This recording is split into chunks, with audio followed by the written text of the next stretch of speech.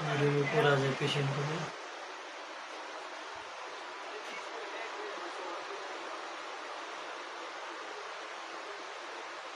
ये leech therapy हो रही है इनकी। इनको नी ऑस्टियोआर्थराइटिस है। ये पेशेंट हैं जो हमारे पास आए हैं गवर्नमेंट आयुर्वेदिक हॉस्पिटल चीवा में। दुचानों की हैं ये 80 फीमेल्स हैं। इनको दोनों घुटनों में प्रॉब्लम है। हमने इनको विकर्म करा है, इसके बाद हम अग्नि कर्म करा। लीच थेरेपी चल रही है। लीच थेरेपी से जितना भी यहाँ इम्प्योर ब्लड है, जिसकी वजह से जो नी हेल्थ के लिए जो भी न्यूट्रिशन मिलना चाहिए था वो नहीं मिल पाता। इस वजह से हम जब लीच थेरेपी देते हैं तो इम्प्योर ब्लड ये सब कर लेगी और उसके बाद ये छूट जाती है। और इसके बाद पेशेंट का हम फीडबैक लेंगे आफ्टर ट्रीटमेंट।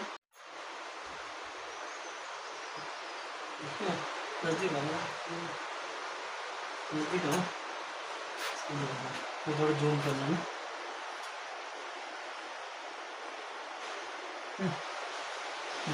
कहा लीजिए दवाई देखते